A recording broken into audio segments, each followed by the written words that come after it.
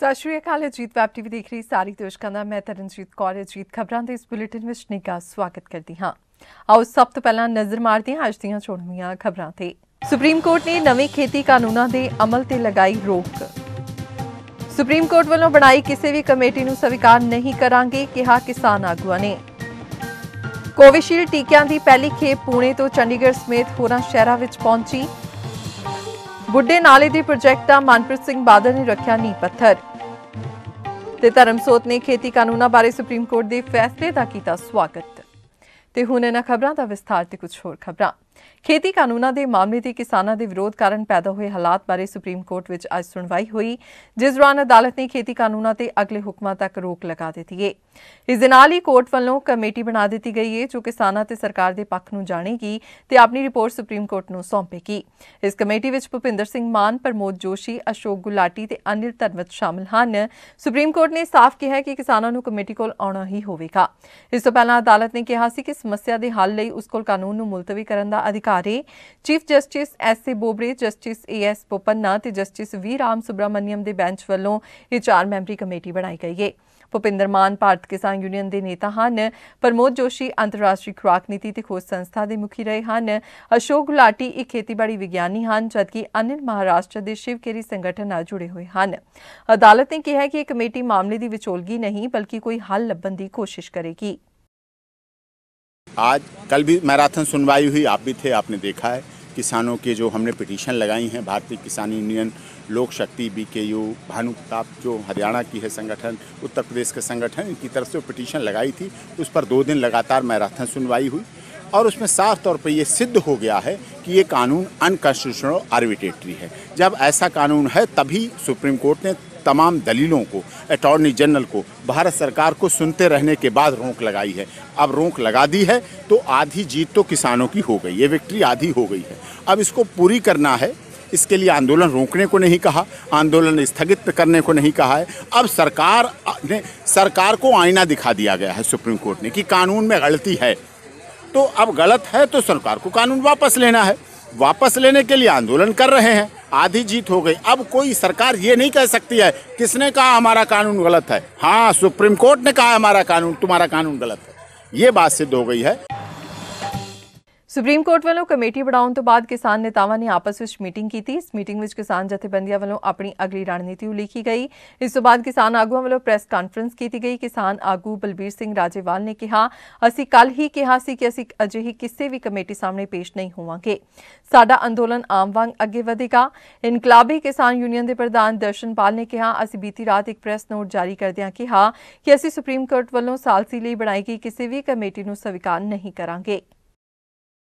हमने एक press note, काफी इंपॉर्टेंट प्रेस नोट जारी किया था, जिस प्रेस नोट में हमने यह प्रेस को रिलीज करते हुए बताया था कि अगर सुप्रीम कोर्ट कल कोई कमेटी बनाता है मीडिएशन के लिए, वो कमेटी हमें मंजूर नहीं होगी।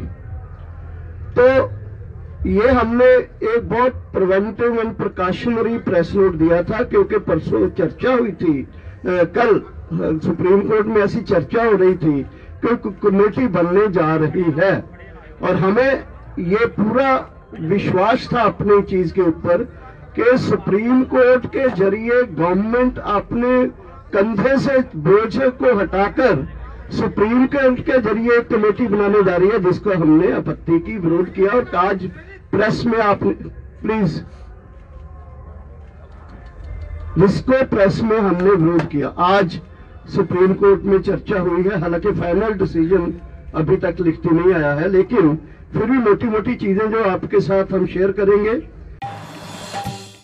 ਦੇਸ਼ ਵਿੱਚ ਕਰੋਨਾ ਖਿਲਾਫ ਫੈਸਲਾਕੁਨ ਲੜਾਈ ਲਈ 16 ਜਨਵਰੀ ਨੂੰ ਟੀਕਾਕਰਨ ਮੁਹਿੰਮ ਦੀ ਸ਼ੁਰੂਆਤ ਤੋਂ 4 ਦਿਨ ਪਹਿਲਾਂ ਮੰਗਲਵਾਰ ਸਵੇਰੇ ਕੋਵਿਸ਼ੀਲਡ ਟੀਕਿਆਂ ਦੀ ਪਹਿਲੀ ਖੇਪ ਪੁਣੇ ਤੋਂ ਦਿੱਲੀ ਪਹੁੰਚ ਗਈ ਹੈ। ਸਪਾਈਸਜੈਟ ਜਹਾਜ਼ ਸਵੇਰੇ 10 ਵਜੇ ਟੀਕੇ ਲਿਆ ਕੇ ਦਿੱਲੀ 에ਅਰਪੋਰਟ ਪਹੁੰਚਿਆ ਹੈ। ਉਹ ਸਵੇਰੇ 8 ਵਜੇ ਪੁਣੇ 에ਅਰਪੋਰਟ ਤੋਂ ਰਵਾਨਾ ਹੋਇਆ। ਇਸ ਤੋਂ ਪਹਿਲਾਂ 3 ਟਰੱਕਾਂ ਵਿੱਚ ਇਹਨਾਂ ਟੀਕਿਆਂ ਨੂੰ ਸਵੇਰੇ 5 ਵਜੇ ਤੋਂ ਥੋੜੀ ਦੇਰ ਪਹਿਲਾਂ ਸਿਰਮ ਇੰਸਟੀਚਿਊਟ ਆਫ ਇੰਡੀਆ ਤੋਂ ਪੁਣੇ 에ਅਰਪੋਰਟ ਤੇ ਲਿਆਂਦਾ ਗਿਆ ਸੀ। ਸ਼ਹਿਰੀ ਹਵਾਬਾਜ਼ੀ ਮੰਤਰੀ ਹਰਦੀਪ ਸਿੰਘ ਪੁਰੀ ਨੇ ਦੱਸਿਆ ਕਿ ਮੰਗਲਵਾਰ ਨੂੰ 4 ਹਵਾਈ ਕੰਪਨੀਆਂ ਪੁਣੇ ਤੋਂ ਦੇਸ਼ ਭਰ ਦੇ 13 ਸ਼ਹਿਰਾਂ ਵਿੱਚ ਕੋਵਿਡ-19 ਟੀਕੇ ਦੀਆਂ 56.5 ਲੱਖ ਖੁਰਾਕਾਂ ਲਈ 9 ਉਡਾਨਾਂ ਦਾ ਸੰਚਾਲਨ ਕਰਨਗੀਆਂ। ਬੁੱਢੇ ਨਾਲੇ ਦੇ ਪ੍ਰੋਜੈਕਟ ਨੂੰ ਪੰਜਾਬ ਸਰਕਾਰ ਵੱਲੋਂ ਬੀਤੇ ਸਾਲ ਹਰੀ ਝੰਡੀ ਦੇ ਦਿੱਤੀ ਗਈ ਸੀ, ਜਿਸ ਨੂੰ ਲੈ ਕੇ ਅੱਜ ਮਨਪ੍ਰੀਤ ਬਾਦਲ ਵਿੱਤ ਮੰਤਰੀ ਪੰਜਾਬ ਵੱਲੋਂ ਬੁੱਢੇ ਨਾਲੇ ਦੇ ਸਰਬਪੱਖੀ ਵਿਕਾਸ ਲਈ ਚਲਾਏ ਜਾ ਰਹੇ ਪ੍ਰੋਜੈਕਟ ਦਾ ਨੀਂਹ ਪੱਥਰ ਰੱਖਿਆ ਗਿਆ। ਇਸ ਪ੍ਰੋਜੈਕਟ ਲਈ ਪੰਜਾਬ ਸਰਕਾਰ 342 ਕਰੋੜ ਰੁਪਏ, ਕੇਂਦਰ ਸਰਕਾਰ 208 ਕਰੋੜ ਰੁਪਏ, ਜਦਕਿ ਨਿੱਜੀ ਆਪਰੇਟਰ 100 ਕਰੋੜ ਰੁਪਏ ਦੇਣਗੇ। ਇਸ ਮੌਕੇ ਪੱਤਰਕਾਰਾਂ ਨਾਲ ਗੱਲਬਾਤ ਕਰਦਿਆਂ ਵਿੱਤ ਮੰਤਰੀ ਮਨਪ੍ਰੀਤ ਸਿੰਘ ਬਾਦਲ ਨੇ ਕਿਹਾ ਕਿ ਇਹ ਪੰਜਾਬ ਸਰਕਾਰ ਦਾ ਡ੍ਰੀਮ ਪ੍ਰੋਜੈਕਟ ਹੈ।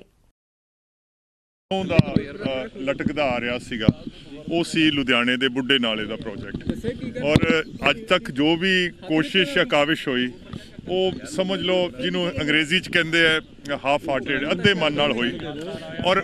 ਔਰ ਪਹਿਲੀ ਵਾਰ ਹੋਇਆ ਹੈ ਕਿ ਔਰ ਮੈਂ ਸਾਰੇ ਔਰ ਖਾਸ ਕਰਕੇ ਆਸ਼ੂ ਜੀ ਦੇ ਹਲਕੇ 'ਚ ਦਾਵਰ ਸਾਹਿਬ, ਸੰਜੇ ਜੀ, ਜਿੰਨੇ ਵੀ MLA ਸਾਡੇ 812 ਕਰੋੜ ਦਾ ਪ੍ਰੋਜੈਕਟ ਹੈ, ਜਿਹਦੇ ਵਿੱਚ ਕਿ 519 ਤਾਂ ਕੈਪੀਟਲ ਪ੍ਰੋਜੈਕਟ ਹੋਏਗਾ, ਜਿਹਦਾ ਮਤਲਬ ਵੀ ਉਹਦੇ 'ਚ STP ਪਲਾਂਟ ਲੱਗਣੇ ਹੈ, ਇਹਦੀ ਸਾਰੀ ਸਫਾਈ ਵਗੈਰਾ ਦਾ।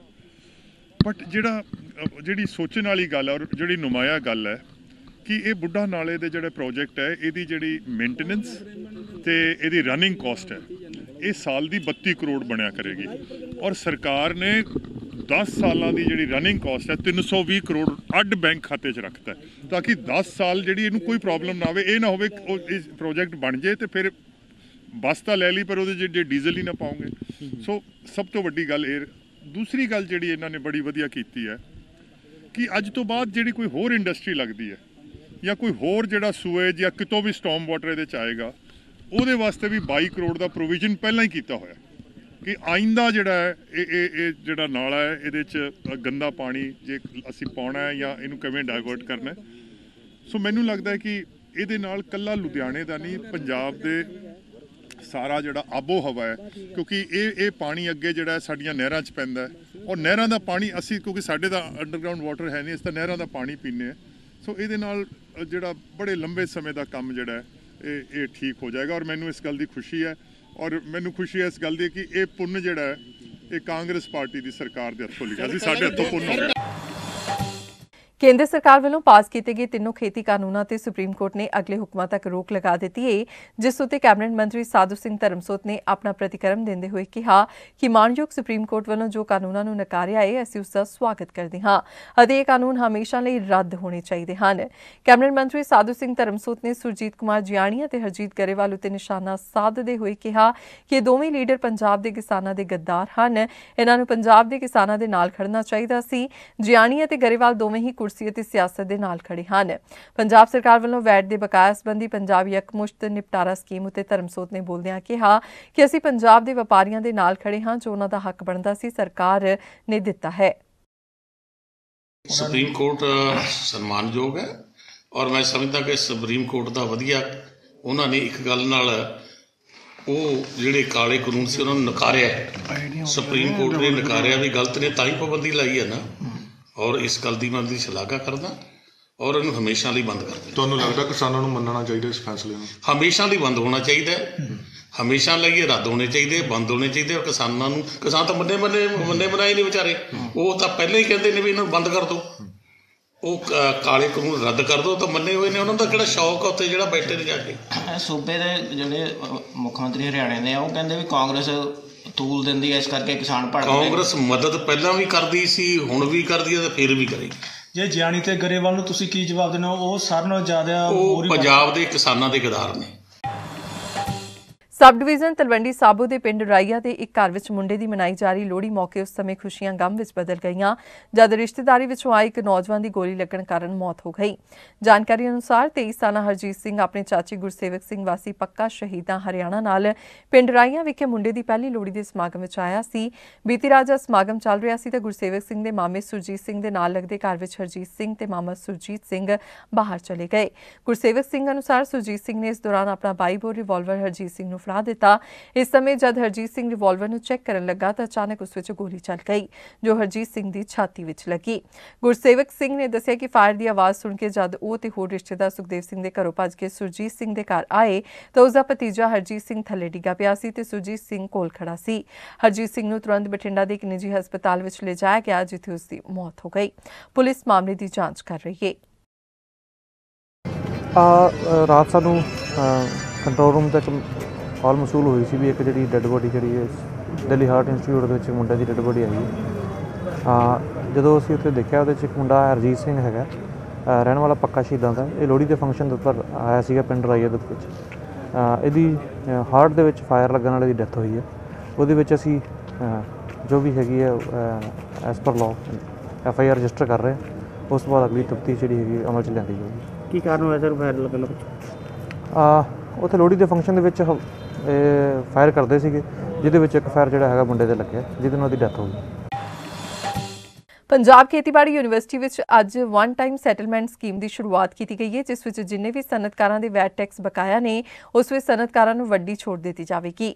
ਇਸ ਦੇ ਤਹਿਤ ਵਨ ਟਾਈਮ ਸੈਟਲਮੈਂਟ ਸਕੀਮ ਦੀ ਸ਼ੁਰੂਆਤ ਕੀਤੀ ਗਈ ਹੈ, ਜਿਸ ਦਾ ਉਦਘਾਟਨ ਪੰਜਾਬ ਕਾਂਗਰਸ ਪ੍ਰਧਾਨ ਸੁਨੀਲ ਜਾਖੜ, ਖਜ਼ਾਨਾ ਮੰਤਰੀ ਮਨਪ੍ਰੀਤ ਬਾਦਲ ਅਤੇ ਸਿੱਖਿਆ ਮੰਤਰੀ ਵਿਜੇਂਦਰ ਸਿੰਗਲਾ ਵੱਲੋਂ ਕੀਤਾ ਗਿਆ। ਇਸ ਦੌਰਾਨ ਵੀਡੀਓ ਕਾਨਫਰੰਸ ਰਾਹੀਂ ਸਨਅਤ ਮੰਤਰੀ ਸ਼ਾਮ ਸੁੰਦਰ ਅਰੋੜਾ ਵੀ ਇਸ ਵਿੱਚ ਸ਼ਾਮਲ ਹੋਏ। ਵਪਾਰੀਆਂ ਸੰਬੰਧੀ ਆਪਣੇ ਵਿਚਾਰ ਪੇਸ਼ ਕਰਨ ਤੋਂ ਬਾਅਦ ਸੁਨੀਲ ਜਾਖੜ ਨੇ ਖੇਤੀ ਕਾਨੂੰਨ ਤੇ ਬੋਲਦਿਆਂ ਕਿਹਾ ਕਿ ਕੇਂਦਰ ਸਰਕਾਰ ਨੇ ਜੋ ਖੇਤੀ ਕਾਨੂੰਨ ਪੜਾਏ ਸਨ ਉਸ ਸੰਬੰਧੀ ਕਿਸਾਨਾਂ ਦੀ ਰਾਏ ਤੱਕ ਨਹੀਂ ਲਈ ਗਈ। ਦੇਖੋ, ਜਿਸ ਕਿਸਮ ਦੇ ਨਾਮ ਪਾਏ ਗਏ ਆ ਕਮੇਟੀ 'ਚ ਉਹਨਾਂ ਦੇ ਨਾਲ ਵਿਸ਼ਵਾਸ ਨਹੀਂ ਬਣਦਾ। ਅਦਰਵਾਈਜ਼ ਦੇਖੋ, ਕਿਸਾਨ ਜਥੇਬੰਦੀਆਂ ਨੇ ਪਹਿਲਾਂ ਕਹਿਤਾ ਸੀ ਵੀ ਅਸੀਂ ਇਸ ਕਿਸੇ ਵੀ ਕਮੇਟੀ ਦੇ ਸਾਹਮਣੇ ਜਾ ਕੇ ਪੇਸ਼ ਨਹੀਂ ਹੋਣਾ, ਪਰ ਫਿਰ ਵੀ ਲੋਕਾਂ ਨੂੰ ਝਾਕ ਸੀ ਵੀ ਇਸ ਕਿਸਮ ਦੇ ਵਿਸ਼ਵਸਨੀयता ਵਾਲੇ ਲੋਕ ਉੱਥੇ ਪਾਏ ਜਾਣਗੇ ਜਿਨ੍ਹਾਂ ਦੀ ਗੱਲ ਤੇ ਕਿਸਾਨ ਭਰੋਸਾ ਕਰ ਸਕਣ। ਕਿਉਂਕਿ ਅੱਜ ਪ੍ਰੋਬਲਮ ਸਤਿਕਾਰਯੋਗ ਸੁਪਰੀਮ ਕੋਰਟ ਦੇ ਕੰਨੀ ਵਿਸ਼ਵਸਨੀयता ਦੀ ਨਹੀਂ, ਅੱਜ ਇਸ਼ੂ ਹੈ ਸਰਕਾਰ ਦੀ ਕ੍ਰੈਡੀਬਿਲਿਟੀ ਬਿਲਕੁਲ ਖਤਮ ਹੋ ਚੁੱਕੀ ਹੈ। ਤੇ ਜਿਹੜੀ ਕਮੇਟੀ ਦੀ ਬਣਤਰ, ਜਿਹੜੇ ਨਾਮ ਸਾਹਮਣੇ ਆਏ ਹੈ, ਵਿਦ ਆਲ ਡਿਊ ਰਿਸਪੈਕਟ ਬੜੇ ਸਮਝਦਾਰ ਹੋਣੇ ਹੈ, ਪਰ ਉਹਨਾਂ ਦੇ ਜਿਹੜੇ ਸੋਚ ਹੈ ਉਹਨਾਂ ਦੀ ਲਿਖਾਈ ਦੇ ਵਿੱਚ ਟਪਕਦੀ ਹੈ। ਉਹਨਾਂ ਸਾਰਿਆਂ ਨੇ ਆਰਟੀਕਲਸ ਲੱਗੇ, ਜਿਹੜੇ 3 ਬੰਦੇ ਹੈ, ਸਾਰਿਆਂ ਦੇ ਆਰਟੀਕਲਸ ਇਹਨਾਂ ਕਾਲੇ ਕਾਨੂੰਨਾਂ ਦੇ ਪੱਖ ਦੇ ਵਿੱਚ ਉਹਨਾਂ ਨੇ ਆਪਣੇ ਬਿਆਨ ਦਿੱਤੇ ਹੈ। ਜਿਹੜੇ ਯੂਨੀਅਨ ਦੇ ਰਿਪਰੈਜ਼ੈਂਟੇਟਿਵ ਨੂੰ ਪਾਇਆ ਗਿਆ BKU ਨੂੰ, ਉਹ ਵੀ ਤੋਮਰ ਸਾਹਿਬ ਨੂੰ ਖੁਦ ਪਰਸਨਲੀ ਜਾ ਕੇ ਇਹਨਾਂ ਕਾਨੂੰਨਾਂ ਦਾ ਪੱਖ ਪੂਰ ਕੇ ਆਏ ਵੀ ਬਹੁਤ ਅੱਛੇ ਕਾਨੂੰਨ ਬਣਾਏ ਹੈ।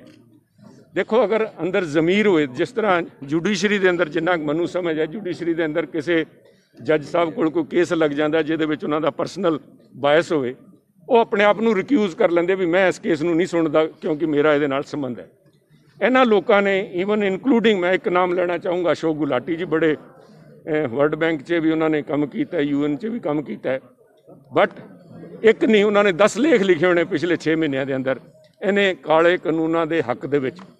ਉਹਨਾਂ ਲੋਕਾਂ ਤੋਂ ਵਿਸ਼ਵਾਸ ਕਰੀਏ, ਆਸ ਕਰੀਏ ਵੀ ਉਹ ਕਾਲੇ ਕਾਨੂੰਨਾਂ ਦੇ ਜਾਂ ਕਿਸਾਨਾਂ ਦਾ ਪੱਖ ਰੱਖਣਗੇ ਜਾਂ ਸਮਝਣਗੇ, ਮੈਂ ਸਮਝਦਾ ਆਹ ਇੱਕ ਗਲਤ ਧਾਰਨਾ ਹੋਊਗੀ।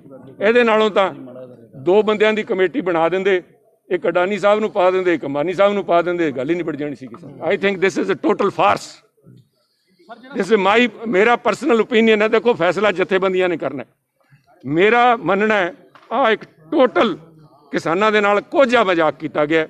They have rubbed ਸੌਲਟ into there ਵੂਨਡਸ, ਉਹਨਾਂ ਦੇ ਨੂਣ ਪਾ ਕੇ ਰਗੜਿਆ ਕਿਸਾਨਾਂ ਦੇ। ਮੈਂ ਸਮਝਦਾ ਆਹ ਇੱਕ ਲੋਕਤੰਤਰ ਦੇ ਅੰਦਰ ਇੱਕ ਚੁਣੀ ਸਰਕਾਰ ਨੂੰ ਸ਼ੋਭਾ ਨਹੀਂ ਸੀ ਦਿੰਦਾ। ਜੋ Aam Aadmi party youth wing ਦੇ ਸੂਬਾ ਪ੍ਰਧਾਨ ਅਤੇ ਬਰਨਾਲਾ ਤੋਂ ਵਿਧਾਇਕ ਗੁਰਮੀਤ ਸਿੰਘ ਮੀਤ ਹੇਅਰ ਨੇ ਪੰਜਾਬ ਦੇ ਸਿੱਖਿਆ ਮੰਤਰੀ ਵਿਜੇਂਦਰ ਸਿੰਗਲਾ ਵੱਲੋਂ ਆਪ ਖਿਲਾਫ ਕੀਤੀ ਬਿਆਨਬਾਜ਼ੀ ਦੀ ਸਖਤ ਸ਼ਬਦਾਂ ਵਿੱਚ ਨਿਖੇਧੀ ਕੀਤੀ। ਪਾਰਟੀ ਹੈੱਡਕੁਆਰਟਰ ਤੋਂ ਜਾਰੀ ਬਿਆਨ ਰਾਹੀਂ ਮੀਤ ਹੇਅਰ ਨੇ ਕਿਹਾ ਕਿ ਕਿਸਾਨਾਂ ਨਾਲ ਡਟ ਕੇ ਖੜੀ ਆਪ ਖਿਲਾਫ ਉਹ ਮੰਤਰੀ ਦੂਸ਼ਣਬਾਜ਼ੀ ਕਰ ਰਿਹਾ ਹੈ, ਜੋ ਬੇਰੁਜ਼ਗਾਰ ਅਧਿਆਪਕਾਂ ਦੀ ਗੱਲ ਸੁਣਨ ਦੀ ਬਜਾਏ ਉਹਨਾਂ ਤੇ ਅਤਿਆਚਾਰ ਕਰਵਾ ਰਹੇ ਹਨ। ਉੱਥੇ ਹੀ ਵਿਰੋਧੀ ਧਿਰ ਦੇ ਨੇਤਾ ਹਰਪਾਲ ਸਿੰਘ ਚੀਮਾ ਨੇ ਪੈਟਰੋਲ ਦੀਆਂ ਕੀਮਤਾਂ ਨੂੰ ਲੈ ਕੇ ਕੈਪਟਨ ਸਰਕਾਰ ਤੇ ਨਿਸ਼ਾਨੇ ਵਿੰਨੇ। ਉਹਨਾਂ ਕਿਹਾ ਕਿ ਸਰਕਾਰ ਪੈਟਰੋਲ, ਡੀਜ਼ਲ, ਪ੍ਰਾਪਰਟੀ ਤੇ ਪੰਜਾਬ ਦੇ ਲੋਕਾਂ ਉਤੇ ਥੋਪੇ ਟੈਕਸ ਵਾਪਸ ਲਵੇ ਅਤੇ ਇਸ ਦੀ ਬਜਾਏ ਪੰਜਾਬ ਦੇ ਲੋਕਾਂ ਨੂੰ ਲੁੱਟ ਰਹੇ ਮਾਫੀਏ ਨੂੰ ਨੱਥ ਪਾਵੇ। ਮੈਂ ਸਮਝਦਾ ਦੇਸ਼ ਦੀ ਜਿਹੜੀ BJP ਸਰਕਾਰ ਆ ਗਈ ਉਹ ਇੰਨੀ ਅੜੀਅਲ ਹੋ ਚੁੱਕੀ ਹੈ, ਇੰਨੀ ਹੰਕਾਰੀ ਹੋ ਚੁੱਕੀ ਹੈ ਕਿ ਅੱਜ ਸਾਡੇ ਦੇਸ਼ ਦਾ ਅੰਨਦਾਤਾ ਜਿਹੜਾ ਉਹ ਦਿੱਲੀ ਦੇ ਦਰਵਾਜ਼ੇ ਤੇ ਬੈਠਾ ਗਾ, ਦਿੱਲੀ ਦੇ ਬਰੂਹਾਂ ਤੇ ਬੈਠਾ ਗਾ, ਗੱਲ ਸੁਣਨ ਤੋਂ ਇਨਕਾਰੀ ਹੋ ਚੁੱਕੀ ਆ। ਔਰ ਦੇਸ਼ ਦੀ ਜਿਹੜੀ ਸਰਵਉੱਚ ਅਦਾਲਤ ਆ ਸੁਪਰੀਮ ਕੋਰਟ ਨੇ, ਉਹਨਾਂ ਨੇ ਬਿਲਕੁਲ ਇੰਟਰਫੇਅਰ ਕੀਤਾ ਗਾ। ਮੈਂ ਸਮਝਦਾ ਹੁਣ ਕਿਤੇ ਨਾ ਕਿਤੇ ਜਿਹੜਾ ਜੁਡੀਸ਼ਰੀ ਦਾ ਸਨਮਾਨ ਕਰਦੇ ਹੋਏ ਦੇਸ਼ ਦੇ ਪ੍ਰਧਾਨ ਮੰਤਰੀ ਜਿਹੜੇ ਹੈਗੇ ਨੇ ਉਹ ਝੁਕਣਗੇ ਔਰ ਕਿਸਾਨਾਂ ਦੀ ਗੱਲ ਮੰਨਣਗੇ ਔਰ ਇਹ ਕਾਲੇ ਬਿੱਲ ਵਾਪਸ ਲੈਣਗੇ। ਪੈਟਰੋਲ ਤੇ ਡੀਜ਼ਲ ਦੀ ਵਿਕਰੀ ਦੇ ਉੱਪਰ ਜਿਹੜਾ ਹੈਗਾ ਜੀ ਨਵੇਂ ਬਿੱਲ ਜਿਹੜੇ ਹੈਗੇ ਨੇ ਹਰੀ ਝੰਡੀ ਦੇ ਦਿੱਤੀ ਹੈ, ਕਿਸ ਤਰ੍ਹਾਂ ਦੇਖਦੇ ਹੋ? ਦੇਖੋ, ਕੱਲ ਪੰਜਾਬ ਸਰਕਾਰ ਨੇ ਜਿਹੜਾ ਹੈਗਾ 25 पैसे का टैक्स लाया गया पेट्रोल ते डीजल ते पर लीटर। इस तो बिना जिहड़ा हैगा एक प्रॉपर्टी टैक्स लाया गया। सो सरकार जिहड़ी आ आम लोगों ते टैक्स ला रही है, आप जिहड़ा हैगा माफिया राज चला रही है। कैप्टन साहब जेकर माफिया राज बंद कर देन पंजाब विच, तो पंजाब दा रेवन्यू जिहड़ा बहुत तेज़ी दे नाल वधूगा। खासकर चाहे वो शराब माफिया की गल आ, चाहे लैंड माफिया की गल आ, चाहे सैंड माफिया की गल आ, चाहे ट्रांसपोर्ट माफिया की गल आ। जेकर ये माफिया पंजाब चों खत्म हो जाए तो पंजाब का रेवन्यू अपने आप वध जूगा और पंजाब दे विच इस तरह के टैक्स लाउण की कोई लोड़ नहीं हुंदी। मैं समझदा ये जिहड़ा फैसला कैप्टन साहब का तुरंत वापस होना चाहिए। इहदे नाल आम लोग मध्यवर्गी परिवारों के उत्ते बहुत ज़्यादा आर्थिक बोझ पऊगा। बहुचर्चित कतलकांड शौर्य चक्र विजेता कामरेड बलविंदर सिंह भिखीविंड के कतल करने वाले व्यक्तियों को दिल्ली पुलिस वालों बीते दिनी गिरफ्तार कर लिया गया है। पुलिस थाना भिखीविंड की पुलिस वालों पैरोल से लिया गया तो पट्टी की अदालत में पेश किया गया। इस संबंधी जानकारी देंदे DSP भिखीविंड राजवीर सिंह ने दस्सिया कि पुलिस थाना भिखीविंड में दर्ज FIR दर्ज तहत फड़े गए व्यक्तियों में सुखदीप सिंह पुरा, गुरजीत सिंह, मुहम्मद अयूब पठान, शबीर अहमद, रियाज अहमद शामिल हैं। इन्हां 5 व्यक्तियों को पट्टी की माणयोग जज गुरिंदरपाल सिंह GMIC की अदालत में पेश किया गया। पुलिस वालों इन्हां 5 व्यक्तियों के 14 दिन के रिमांड की मांग की गई, जबकि अदालत वालों 5 दिन का रिमांड दिता गया है। ਅਸੀਂ ਇਹਨਾਂ ਦਾ ਜਿਹੜਾ 5 ਦੋਸ਼ੀਆਂ ਦਾ 14 ਦਿਨ ਦਾ ਰਿਮਾਂਡ ਮੰਗਿਆ ਸੀਗਾ, ਜੋ ਜੱਜ ਸਾਹਿਬ ਨੇ ਜਿਹੜੀ ਆ ਮਤਲਬ ਬਹਿਸ ਕਰਕੇ ਸਾਨੂੰ ਮਤਲਬ 5 ਦਿਨ ਦਾ ਪੁਲਿਸ ਰਿਮਾਂਡ ਮਿਲਿਆ। ਫਿਰ ਕੀ ਨਾਂ ਕੀ ਦੋਸ਼ੀਆਂ ਦੇ? ਫਿਰ ਇੱਕ ਗੁਰਜੀਤ ਸਿੰਘ ਭਾ ਆ, ਇੱਕ ਸੁਖਦੀਪ ਸਿੰਘ ਭੂਰਾ, ਦੋਨੋਂ ਗੁਰਦਾਸਪੁਰ ਦੇ ਆ। ਨੰਬਰ 3 ਤੇ ਸਾਬਰ ਅਹਿਮਦ, ਮੁਹੰਮਦ ਅਯੂਬ ਤੇ ਰਿਆਜ਼ ਅਹਿਮਦ, ਇਹ ਤਿੰਨੋਂ ਜਿਹੜੇ ਆ ਜੰਮੂ ਕਸ਼ਮੀਰ ਦੇ ਆ। 2 ਜਿਹੜੇ ਦੋਸ਼ੀ ਆ ਉਹ ਗੁਰਦਾਸਪੁਰ ਦੇ। ਪਰ ਇਹਨਾਂ ਦੇ ਖਿਲਾਫ ਕਾਮਰੇਡ ਬਲਵਿੰਦਰ ਸਿੰਘ ਕਤਲ ਕੇਸ 'ਚ ਪੇਸ਼ ਕੀਤਾ ਗਿਆ ਜੀ। ਹਾਂਜੀ ਹਾਂਜੀ, ਇਹਨਾਂ ਦੇ ਖਿਲਾਫ ਕੋਈ ਹੋਰ ਮੁਕੱਦਮੇ ਦਰਜ ਹੋਣ, ਕੋਈ ਗੈਂਗਸਟਰ ਜਾਂ ਅੱਤਵਾਦ ਨਾਲ? ਹਾਂਜੀ ਹਾਂਜੀ, ਇਹਨਾਂ ਖਿਲਾਫ ਕਾਫੀ ਮੁਕੱਦਮੇ ਦਰਜ ਹੈ। किसान संघर्ष कमेटी वालों दिल्ली कटड़ा अमृतसर एक्सप्रेसवे ते इतराज़ करते हुए अज अजनाला अंदर कालिया झंडियां लैके SDM अजनाला हवाई दफ्तर का घेराव करके एक इतराज़ पत्र दिता ते इस एक्सप्रेसवे लई अपनियां ज़मीनां देण तों नां कीती। किसानां ने कहा कि साडियां ज़मीनां सरकार धक्के नाल खो रही है। किसानां दा घर-बार ज़मीन ते निर्भर है अते सरकार जिहड़ा ये एक्सप्रेसवे हाईवे कर रही है, इस नाल पंजाब पद्धर ते किसानां दा वड्डे पद्धर ते उजाड़ा होवेगा। उन्होंने भी कहा कि सरकार किसानां दीयां ज़मीनां 10-10, 15-15 लाख विच हथिया के कारपोरेट घराणियां दे पहिलां तों भरे होए घरां नूं होर भरन दी कोशिश विच जिसनूं किसान जथेबंदियां सिरे नहीं चढ़न देणगियां। ਸਾਡੇ ਆਉਣ ਦਾ ਮਕਸਦ ਇਹ ਹੈ, ਸਾਡਾ ਮੁੱਦਾ ਇਹ ਹੈ ਵੀ ਸਾਡੇ ਕੋਲ ਸਰਕਾਰ ਜਿਹੜੀ ਆ ਉਹ ਧੱਕੇ ਨਾਲ ਜ਼ਮੀਨਾਂ ਖੋਹ ਰਹੀ ਆ ਤੇ ਕਿਸਾਨਾਂ ਦੀ ਜ਼ਮੀਨਾਂ ਖੋਹ ਕੇ ਇਹ ਵੱਡੇ ਘਰਾਣਿਆਂ ਨੂੰ ਮੋਦੀ ਸਾਹਿਬ ਦੀ ਸਰਕਾਰ ਆ ਅਡਾਨੀ ਅੰਬਾਨੀ ਨੂੰ ਦੇਣਾ ਚਾਹੁੰਦੀ ਆ ਤੇ ਕਿਸਾਨਾਂ ਨੂੰ ਉਜਾੜਾ ਕਰਨਾ ਚਾਹੁੰਦੀ ਆ। ਤੇ ਤੁਸੀਂ ਜਿੱਦਾਂ ਕਿ ਜਾਣਦੇ ਹੋ ਕਿਸਾਨਾਂ ਦੇ ਜਿਹੜਾ ਪਿੰਡਾਂ ਦੇ ਪਰਿਵਾਰ ਹੈ ਸਾਰੇ ਕਿਸਾਨੀ ਨਿਰਭਰ ਕਰਦੇ ਆ ਤੇ ਕਿਸਾਨੀ ਤੋਂ ਸਾਡਾ ਰੋਜੀ ਰੋਟੀ ਚੱਲਦਾ। ਕਿਸਾਨਾਂ ਸਾਡੇ ਆ ਦੁੱਧ ਪਾਣੀ ਦਾ ਕੰਮ ਚੱਲਦਾ, ਜੋ ਸਬਜ਼ੀ ਸੁਬਜ਼ੀ ਸਾਡੀ ਜਿਹੜੀ ਸਾਰੀ ਪੈਦਾਵਾਰ ਆ ਉਹ ਕਿਸਾਨੀ 'ਤੇ ਨਿਰਭਰ ਕਰਦੀ ਆ। ਪਰ ਜਦੋਂ ਦੀ ਮੋਦੀ ਸਰਕਾਰ ਆਈ ਆ ਇਹਨਾਂ ਇੱਕ ਇਹ ਪ੍ਰੋਗਰਾਮ ਵੀ ਬਣਾ ਲਿਆ ਵੀ ਆਪਾਂ ਕਿਸਾਨਾਂ ਤੇ ਮਜ਼ਦੂਰਾਂ ਨੂੰ ਉਜਾੜ ਹੀ ਦੇਣਾ, ਜੋ ਕੁਝ ਵੀ ਆ ਆਪਾਂ ਸਾਰਾ ਉਹ ਵੱਡਿਆਂ ਘਰਾਂ ਨੂੰ ਦੇਣਾ ਜਿਨ੍ਹਾਂ 'ਚ ਅਡਾਨੀ ਜਿਹੜਾ ਪ੍ਰਮੁੱਖ ਨਾਂ ਆਉਂਦਾ ਵਾ। ਜਿਹੜਾ ਵੀ ਕੋਈ ਪ੍ਰੋਜੈਕਟ ਬਣਦਾ ਵਾ ਜਾਂ ਜਿਹੜੀ ਵੀ ਕੋਈ ਚੀਜ਼ ਲੈ ਕੇ ਆਉਂਦੇ ਨੇ ਉਹਦੀ ਪਹਿਲੀ ਪ੍ਰਮੁੱਖਤਾ ਜਿਹੜੀ ਆ ਅਡਾਨੀ ਅੰਬਾਨੀ ਨੂੰ ਦਿੱਤੀ ਜਾਂਦੀ ਆ ਤੇ ਅਮੀਰ ਪਰਿਵਾਰਾਂ ਨੂੰ ਉੱਚਾ ਚੁੱਕਣਾ ਚਾਹੁੰਦੀ ਆ ਸਰਕਾਰ। ਅਸੀਂ ਉਹਦੇ ਵਿਰੋਧ ਦੇ ਵਿੱਚ ਅੱਜ SDM ਅਜਨਾਲਾ ਨੂੰ ਇੱਕ ਮੰਗ ਪੱਤਰ ਦੇਣ ਵਾਸਤੇ ਆਏ ਆ, ਜਿਹਦੇ ਵਿੱਚ ਇੱਕ ਇਹ ਸੜਕ ਕੱਢ ਰਹੇ ਨੇ ਜਿਹੜੀ ਕਟੜਾ ਜੰਮੂ ਐਕਸਪ੍ਰੈਸਵੇ ਦੇ ਨਾਂ ਦੇ ਉੱਤੇ ਆ, ਉਹਦੇ 'ਚ ਬੜਾ ਵੱਡੀ ਪੱਧਰ ਤੇ ਉਜਾੜਾ ਪੰਜਾਬ ਲੈਵਲ ਤੇ ਕਰ ਰਹੀ ਆ। ਜਥੇਬੰਦੀਆਂ ਵੱਲੋਂ ਜਿਹੜੀ ਸਰਕਾਰ ਵੱਲੋਂ ਜ਼ਮੀਨ ਅਕਵਾਇਰ ਰਹੀ ਉਹਦੇ ਸੰਬੰਧ ਦੇ ਵਿੱਚ ਇਤਰਾਜ਼ ਦਿੱਤੇ ਗਏ ਨੇ ਤਾਂ ਉਹਦੇ ਬਾਰੇ ਸੋਚਿਆ ਜਾਏਗਾ ਜੀ। विधान सभा चोणां दौरान पठानकोट के विधायक अमित विज ने वध तो वध विकास करवाउण दे दावे कीते सन, पर अज 4 साल बाद शहर के वार्ड नंबर 33 के लोग अपने आप को ठगिया महसूस कर रहे हैं, जिसका अंदाजा इस गल तो लगाया जा सकता है कि वार्ड में रहने वाले लोगों ने वार्ड के एंट्री पॉइंट से लोग साफ तौर लिख के बैनर लगा दिता है कि विकास नहीं तो वोट भी नहीं। इन्हें नहीं लोगों ने उन्हों का बाइकाट तक करने का मन बना लिया है। सर ये असं लगाया हुआ है कि नो वोट नो डिवेलपमेंट। साढ़े महल्ले कोई डिवेलपमेंट नहीं हुई है इन्ने साल तो 20 साल पहले सड़क बनी सी साड़ी, उस तो बाद देखो जी साड़ी गलियां किन्ने किन्ने बड़े टोए आ, सारे स्कूल के बच्चे जाते है, सब दी सॉक्स वगैरह गिल्ली हो जाती है, सारे बच्चे परेशान है, सारे पानी भी साढ़ा गंदा आ। नहीं जिद्दां विधायक जी कह रहे कि काफ़ी विकास हो रहा शहर दे विच ते तुहाडी वार्ड नहीं विधायक जी ने कराया है लेकिन साड़ी वार्ड विच नहीं कराया। ते तुहाडे MP कौन सीगे? ये कमलेश शर्मा। उन्होंने आंदे ते दौरा करदे? वो भी तो इधरों निकलते सर, स्टेट बैंक की बड़ी ब्रांच है इतने हर 4 महल्ले का फ्रंट है ये गली, इस गली का कोई विकास नहीं कर रहे। 20 साल दी सर, ज़्यादा नहीं तो 30-35 साल तो मैनू देखते हो गए, कदे कांग्रेस कदे BJP कदे कोई होर पार्टी, बट स्टिल तुहाडे सामने सारी सिचुएशन कि डिवेलपमेंट जीरो है। ਕੋਈ ਡਿਵੈਲਪਮੈਂਟ ਨਹੀਂ ਹੋਈ ਇੱਥੇ। 1 ਰੁਪਏ ਦੀ ਇੱਟ ਨਹੀਂ ਲਾ ਕੇ ਕਿਸੇ ਨੇ ਲਗਾਈ। ਇਲੈਕਸ਼ਨ ਜਿੱਤਣ ਤੋਂ ਬਾਅਦ ਬਾਤ ਤੱਕ ਨਹੀਂ ਪੁੱਛੀ। ਠੀਕ ਹੈ, 1 ਵਾਰੀ ਹੋਈ ਸਰਕਾਰ, 2 ਵਾਰੀ ਹੋਈ, ਇਹ 30-35 ਸਾਲਾਂ ਤੋਂ ਚੱਲਦਾ ਆ ਰਿਹਾ। ਮਤਲਬ ਦਸਤੂਰ ਹੀ ਬਣ ਗਿਆ ਇਹਨਾਂ ਦਾ ਕਿ ਕੁਝ ਵੀ ਨਹੀਂ ਕਰਨਾ। ਔਰ ਜਦੋਂ ਸਾਨੂੰ ਸਾਰੇ ਮੁਹੱਲੇ ਵਾਲਿਆਂ ਨੂੰ ਜਦੋਂ ਬਰਸਾਤ ਆਉਂਦੀ ਹੈ, ਪੈਸੇ ਖੁਦ ਦੇ ਪਾ ਕੇ ਇੱਥੋਂ ਸੀਵਰੇਜ ਕਲੀਅਰ ਕਰਾਉਣੇ ਪੈਂਦੇ ਨੇ। ਔਰ ਜੋ ਕਮੇਟੀ ਵਾਲੇ ਬੰਦੇ ਆਉਂਦੇ ਨੇ ਸੀਵਰੇਜ ਕਲੀਅਰ ਕਰਾਉਣ, ਉਹ ਵੀ ਸਾਡੇ ਕੋਲ ਪੈਸੇ ਲੈਂਦੇ ਨੇ, ਚਾਰਜ ਕਰਦੇ ਨੇ। ਔਰ ਫਿਰ ਇਹ ਪ੍ਰਸ਼ਾਸਨ ਦਾ ਸਾਨੂੰ ਫਾਇਦਾ ਹੀ ਕੀ ਹੈ, ਜਦੋਂ ਸਾਨੂੰ ਖੁਦ ਦੇ ਪੈਸੇ ਦੇ ਕੇ ਆਪਣਾ ਕੰਮ ਕਰਵਾਉਣੇ ਪੈਣ, ਆਪਣੇ ਮੁਹੱਲੇ ਦੀ ਡਿਵੈਲਪਮੈਂਟ ਕਰਾਉਣੀ ਪਏ, ਤੇ ਇਹ ਪ੍ਰਸ਼ਾਸਨ ਦਾ ਸਾਨੂੰ ਕੋਈ ਫਾਇਦਾ ਨਹੀਂ ਹੈਗਾ। ਇਸ ਵਾਸਤੇ ਅਸੀਂ ਇਹ ਬੋਰਡ ਲਗਾਇਆ, ਨੋ ਡਿਵੈਲਪਮੈਂਟ ਨੋ ਵੋਟ, ਕਿ ਕੋਈ ਡਿਵੈਲਪਮੈਂਟ ਹੋਈ ਨਹੀਂ ਤਾਂ ਵੋਟ ਮੰਗਣ ਵੀ ਸਾਡੇ ਕੋਲ ਕਿਰਪਾ ਕਰਕੇ ਨਾ ਹੀ ਆਉਣ, ਤੇ ਅੱਛੀ ਗੱਲ ਹੈ। ਔਰ ਜਿਹੜੇ ਇਹਨਾਂ ਦੇ ਕੰਮ ਅਗਰ ਅਸੀਂ ਖੁਦ ਕਰਨੇ ਆ ਤੇ ਇਹਨਾਂ ਦੀ ਰਾਜਨੀਤੀਆਂ ਵੀ ਖੁਦ ਕਰ ਲਾਂਗੇ, ਸਾਨੂੰ ਉਹ ਵੀ ਕੋਈ ਦਿੱਕਤ ਨਹੀਂ। ਅਸੀਂ ਪੜ੍ਹੇ ਲਿਖੇ ਹੈਗੇ ਆ, ਸਾਡੇ ਕੋਲ ਆਉਣ ਦੀ ਲੋੜ ਨਹੀਂ ਇਹਨਾਂ ਨੂੰ। ਤੇ ਇਸ ਨਾਲ ਹੀ ਅਜੀਤ ਖਬਰਾਂ ਦੇ ਬੁਲੇਟਿਨ ਇੱਥੇ ਹੀ ਖਤਮ ਹੁੰਦਾ ਹੈ। ਨਵੀਆਂ ਤੇ ਤਾਜ਼ਾ ਤਰੀਨ ਖਬਰਾਂ ਲੈ ਕੇ ਫਿਰ ਤੋਂ ਹਾਜ਼ਰ ਹੋਵਾਂਗੇ। ਤਦ ਤੱਕ ਲਈ ਦਿਓ ਇਜਾਜ਼ਤ। ਸਤਿ ਸ਼੍ਰੀ ਅਕਾਲ। ਦੇਸ਼ ਦੁਨੀਆ ਦੀਆਂ ਤਾਜ਼ਾ ਖਬਰਾਂ ਦੇ ਲਈ ਹੁਣੇ ਪਲੇ ਸਟੋਰ ਤੋਂ ਡਾਊਨਲੋਡ ਕਰੋ ਪੰਜਾਬ ਦੀ ਆਵਾਜ਼ ਅਜੀਤ ਨਿਊਜ਼ ਐਪ। ਹੁਣ ਤੁਹਾਡਾ ਆਪਣਾ ਅਜੀਤ ਹਰ ਸੋਸ਼ਲ ਮੀਡੀਆ ਪਲੇਟਫਾਰਮ ਦੇ ਉੱਤੇ ਉਪਲਬਧ ਹੈ। ਫੇਸਬੁੱਕ ਦੇ ਉੱਤੇ ਹੁਣੇ ਲਾਈਕ ਤੇ ਫੋਲੋ ਕਰੋ ਅਜੀਤ ਦਾ ਅਫੀਸ਼ੀਅਲ ਪੇਜ ਡੇਲੀ ਅਜੀਤ, ਤੇ ਹਾਂ ਨਾਲ ਹੀ ਦੋਸਤਾਂ ਨੂੰ ਪੇਜ ਲਾਈਕ ਕਰਨ ਦੇ ਲਈ ਇਨਵਾਈਟ ਕਰਨਾ ਨਾ ਭੁੱਲਣਾ। ਇੰਨਾ ਹੀ ਨਹੀਂ, ਹਿੰਦੀ ਦੇ ਵਿੱਚ ਖਬਰਾਂ ਵਾਸਤੇ ਲਾਈਕ ਤੇ ਫੋਲੋ ਕਰੋ ਸਾਡਾ ਫੇਸਬੁੱਕ ਪੇਜ ਅਜੀਤ ਸਮਾਚਾਰ ਹਿੰਦੀ। YouTube ਦੇ ਉੱਤੇ ਵੀਡੀਓ ਖਬਰਾਂ ਦੇਖਣ ਦੇ ਲਈ ਹੁਣੇ ਸਬਸਕ੍ਰਾਈਬ ਕਰੋ ਅਜੀਤ ਦਾ official YouTube channel Ajit web TV. ਤੁਹਾਡਾ ਆਪਣਾ ਅਜੀਤ ਹੁਣ ਟਵਿੱਟਰ ਤੇ ਇੰਸਟਾਗ੍ਰਾਮ ਦੇ ਉੱਤੇ ਵੀ ਉਪਲਬਧ ਹੈ। ਟਵਿੱਟਰ ਦੇ ਉੱਤੇ ਖਬਰਾਂ ਦੇ ਲਈ ਫੋਲੋ ਕਰੋ ਡੇਲੀ ਅਜੀਤ, ਤੇ ਇੰਸਟਾਗ੍ਰਾਮ ਦੇ ਉੱਤੇ ਖਬਰਾਂ ਦੇ ਨਾਲ ਵੀਡੀਓ ਦੇਖਣ ਦੇ ਲਈ ਫੋਲੋ ਕਰੋ ਬਲੂ ਟਿਕ ਵਾਲਾ ਸਾਡਾ ਅਫੀਸ਼ੀਅਲ ਚੈਨਲ ਡੇਲੀ ਅਜੀਤ। ਇੰਨਾ ਹੀ ਨਹੀਂ, ਅਜੀਤ ਦੇ ਵੀਡੀਓ ਹੁਣ ਤੁਸੀਂ ਐਪਲ TV ਦੇ ਉੱਤੇ ਵੀ ਵੇਖ ਸਕਦੇ ਹੋ, ਤੇ ਨਾਲ ਹੀ ਅਜੀਤ ਅਖਬਾਰ ਦਾ ਡਿਜੀਟਲ ਐਡੀਸ਼ਨ ਪੜ੍ਹਨ ਦੇ ਲਈ ਡਾਊਨਲੋਡ ਕਰੋ ਅਜੀਤ ਈ-ਪੇਪਰ ਐਪ। ਤੁਹਾਡਾ ਆਪਣਾ ਭਰੋਸੇਯੋਗ ਚੈਨਲ, ਤੁਹਾਡੀ ਆਪਣੀ ਆਵਾਜ਼, ਪੰਜਾਬ ਦੀ ਆਵਾਜ਼ ਅਜੀਤ।